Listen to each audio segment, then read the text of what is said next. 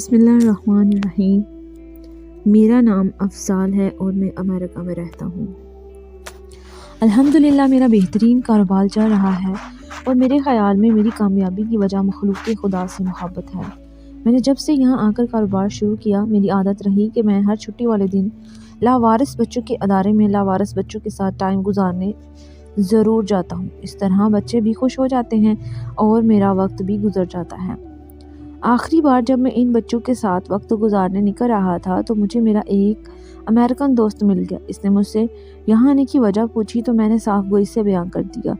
پھر میں نے اپنے امریکن دوست سے پوچھا وہ کدھر جا رہا ہے تو اس نے بتایا اس کی ماں اولڈ ہوم میں رہتی ہے اور میں اس کے لیے کچھ فروٹ لے کر جا رہا ہوں۔ میرے امریکن دوست کا نام مائیکل ہے۔ مائیکل نے مجھے بھی ساتھ چلنے کی دعوت دی تو ٹائم نہ ہونے کے باوجود میں اپنے دوست کے خلوص کو ٹھکرا نہ سکا اور مائیکل کے ساتھ اس کی ماں کو ملنے چل دیا۔ میں نے بھی راستے سے مائیکل کی ماں کے لیے پھولوں کے 2 بنڈل خرید لیے۔ جب ہم اولڈ ہوم میں داخل ہوئے، وہاں ایک طرف ایشیائی لوگوں کے لیے الگ سے بیرک بنا کر رکھی گئی تھی۔ بے اختیار میری نظر اس بیرک پر پڑی۔ اس پہ فقط ایک شخص گھٹنوں میں سر دیے بیٹھا تھا۔ مجھے وہ شکل سے پاکستانی معلوم ہوا۔ میں نے مائیکل کی ماں سے ملنے کے بعد اس شخص سے ملنے کا مصمم ارادہ کیا۔ میں نے پھولوں کا ایک بنڈل مائیکل کی ماں کو دیا۔ چند منٹ ان کے پاس بیٹھا، حال احوال پوچھا اور پھر مائیکل کو بتا کر ایشیائی بیرک میں چلا آیا۔ متعلقہ احکام سے اجازت لے کر میں اس قید تنہائی کاٹنے والے شخص سے ملا جس کا تعلق وسطی پنجاب کے ایک دور دراز گاؤں میں سے ہے۔ اسے تحفے میں پھول پیش کیے۔ میں نے اپنی کہانی مجھے کچھ یوں سنائی۔ اس نے: میرا نام صدیق ہے۔ میں اپنے پورے علاقے کا واحد انسان ہوں جو امریکہ میں سیٹ تھا۔ میرا یہاں بہت اچھا کاروبار تھا۔ میری شادی پاکستان میں میری پھپھوزاد سے میری مرضی اور اجازت سے کر دی گئی، لیکن میری بیوی اور میری ماں کی نہ بن سکی۔ شروع میں ماں نے چھوٹے موٹے شکوے کیے۔ میرے کہنے پر میری بیوی معذرت کر لیتی اور بات ختم ہو جاتی، مگر ماں کے شکوے بڑھتے گئے، یہاں تک کہ بنا تحقیق کے ماں کی بات پر یقین کر کے میں نے بیوی پر ہاتھ اٹھانا شروع کر دیا۔ میری بیوی مجھ سے مار کھانے کے بعد روتی دھوتی میری ماں کے پاؤں پکڑ لیتی اور اس کی جان بخشی ہو جاتی۔ میں شادی کے 4 ماہ بعد واپس آ گیا، مگر فون پر بھی میری ماں مجھ سے بدتمیز بیوی لانے کا شکوہ کرتی۔ میں 6 ماہ گزارا کر کے پھر چھٹی گیا۔ میری ایک بیٹی پیدا ہوئی۔ میں نے ساری فیملی کو کہا کہ میری بیوی سے بائیٹ کر دیں۔ میں نے خود بھی اپنی بیوی اور بیٹی کو بلانا چھوڑ دیا۔ کچھ عرصہ پاکستان اپنے گھر میں رہ کر میں واپس امریکہ آیا تو ایک دن میری ماں میری بیوی کے قریبی رشتہ دار کا نام لیتے ہوئے بتایا انہوں نے اس آدمی کو میری بیوی کے کمرے سے نکلتے ہوئے دیکھا ہے۔ یہ بات صرف میرے لیے نہیں بلکہ کسی مرد کے لیے بھی بہت بڑی تھی۔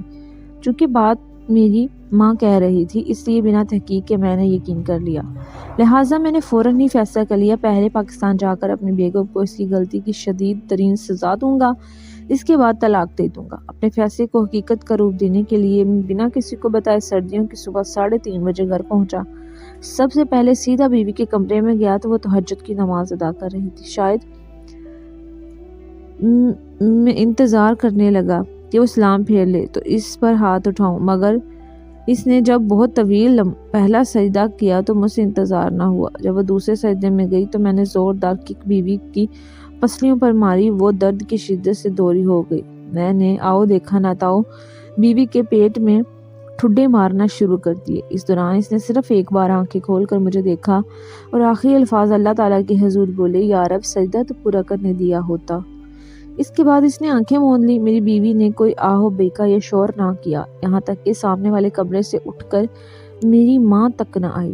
جب میں مار کر تھک گیا تو میں ماں کے کمرے میں گیا، دروازہ کھٹکھٹایا اور ماں کو بتایا میں آ گیا ہوں۔ میں اندر آیا، میری ماں نے مجھے پیار دیا اور کہا میں اس ٹریل کو بتا کر آتی ہوں۔ میں نے ماں کو روک دیا اور بتایا میں اسے پیٹ کر آ رہا ہوں۔ میری ماں نے جب یہ بات سنی تو خوشی خوشی میری بیوی کی حالت دیکھنے گئی، مگر وہاں جا کر اونچی آواز میں مجھے بلانے لگی۔ جب میں وہاں پہنچا تو دیکھا میری بیوی کے منہ اور جسم کے نازک حصوں سے خون بہہ رہا ہے۔ میرے پاس دوست کی گاڑی موجود تھی۔ میں فوراً بیوی کو لے کر ایک پرائیویٹ ہسپتال میں گیا۔ ڈاکٹر نے چیک اپ کے بعد تصدیق کی کہ بہت زیادہ تشدد کی وجہ سے میری بیوی اور اس کی کوکھ میں موجود 5 ماہ کی بچی جو پہلے ہی خوراک کی کمی کا شکار تھی اس دنیا سے جا چکی ہے۔ ڈاکٹر نے پولیس بلانے کا کہا تو میں نے پیسے دے کر معاملہ دبا دیا۔ تب تک مجھے بیوی اور اس کی کوکھ میں موجود بچی کے مرنے کا کوئی دکھ نہ تھا۔ بیوی کی صفائی وغیرہ کروا کر میں نے اپنی بیوی کے میکے والوں کو اطلاع کر دی کہ ان لوگوں کو مجھ پر شک تھا، میں ان کا مجرم ہوں، مگر ان کو یقین تھا کہ میری دولت مجھے بچا لے گی۔ وہ لوگ میرا مقابلہ نہیں کر سکتے، لہٰذا وہ لوگ چپ کر گئے۔ انہوں نے میری پہلی بیٹی کو ساتھ لے جانا چاہا تو میں نے بخوشی اجازت دے دی۔ میں واپس امریکہ آ گیا، یہاں آ کر ایک امریکن عورت سے شادی کر لی۔ آہستہ آہستہ سارا بزنس بیوی کے نام کر دیا، اور پھر ایک دن میری امریکن بیوی نے مجھ سے خلا لینے کا فیصلہ کر لیا۔ میں نے غصے میں آ کر بیوی کو دھکا دے دیا، جس کی وجہ سے عدالت نے میری بیوی کو مجھ پر خلا دلوا دی، اور صرف ایک دھکے کے جرم میں مجھے 6 سال جیل ہوگی، کیونکہ میری بیوی نے عدالت میں جھوٹ بولا تھا کہ میں نے بہت عرصہ سے اسے قید کر کے گھر میں رکھا ہے۔ آس پڑوس کے لوگوں نے بھی میری بیوی کے حق میں گواہی دے دی۔